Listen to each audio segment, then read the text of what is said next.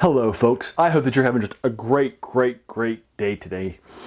Today I want to take a look at something that's really fun for me to present to you. It's H.F. Arnold's The Night Wire, and this is a short story that was considered by H.P. Lovecraft to be one of the best horror short stories that he had ever read, period. And I came across it from this collection. When he was writing all of his letters during his era, in the pulp era, he had all of his friends who was writing these long letters that were pages and pages to fellow writers. H.P. Lovecraft actually wrote down what horror short stories he would publish in a collection, were he ever to publish a collection of the best weird stories of all time. Well, one of the editors for this collection figured I should just put that together.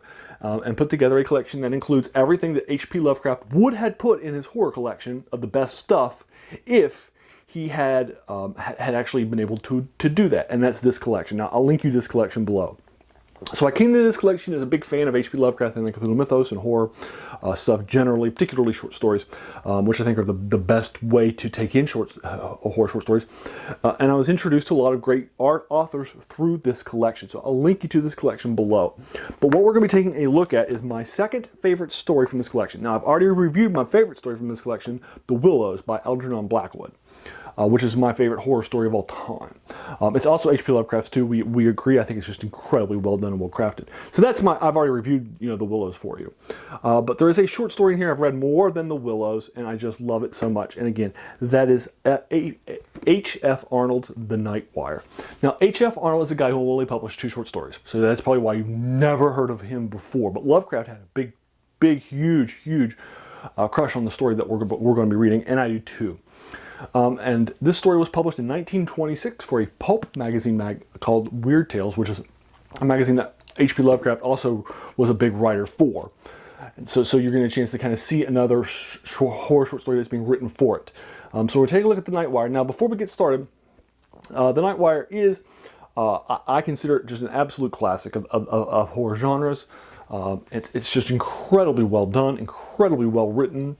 Now, it does take place in a telegraph room, so you do need to understand a little bit about telegraphs and how telegraphs work. So as some context, as a reminder, before the internet, before telephones were even common, news was prospered by these divisions that were news divisions, where you had people taking down, had wires that were connecting them to their telegraph stations, where the AP and other news journals were broadcasting stories via wires from these different telegraph rooms. And so this is going to take place in a telegraph room. It's taking place at night. You're going to learn a lot about telegraphing from this short story. It's only 8 pages long, and I've read it probably 10 times now, and I just read it again just now earlier today to refresh myself, but I love it so much. It was not a burden at all. I just can't tell you how much I love this story. It's just an absolute classic of horror, and a lost classic too, which is a perfect example for something for my channel to give you, since my channel is designed to give you classics you've either forgotten about or never heard of, or ones that you've just never taken the time to read, and that you have heard about, and then unpack them for you and review them for you. So I love this story so much. This story also has a flavor element into it too. It takes place in a fictional city called Xebico. It's spelled Xebico. I could be mispronouncing it. It is a made-up word that was created by the author Arnold for this short story, and I love the word so much. It's so flavorful. I have used it as a place name in video games, characters, places, in my RPGs. I just love the name so much. It just oozes flavor. And so I even have used the name of the place that you're getting the information from in the Night Wire, and you're getting that information. So you'll open up by learning a little bit how night wires work, and how wires and telegraphs and news agencies work, and you'll have a few paragraphs to get you caught up if you're not familiar with it, which is good, I think, for somebody who's coming to this short story from the future, like us, long after telegraph news agencies and news stories have gone past. And you'll find out that our main character is actually an editor for a journal that's bringing in the news at night over on a West Coast port town. And he has this person named James Morgan who's bringing in the stories. And James Morgan is a master at the Nightwires. He can just doze off. He'll bring in all the Nightwires. He's perfect. He's been working for our editor for years. He's never made a mistake. He's just so good at it. And he's also one of only a handful of people that can actually operate 2 machines at once and have perfect stories on their type copy. So he reviews the stories from type copies, and then he'll type them up and print them into stories in newspapers and magazines. And that sort of the thing that he gets in. So this is the guy that's bringing in the typewire, James Morgan, but the editor's going to be our protagonist, but he'll be interacting with James Morgan too. So those are our 2 main characters of the story. Now what's going to start happening is that pretty soon there's going to be the normal one typewriter set of stories coming in, and then soon after the night shift has started and it's just James Morgan and our editor in the room, there's going to be a second set of stories that are going to be coming in on the second wire.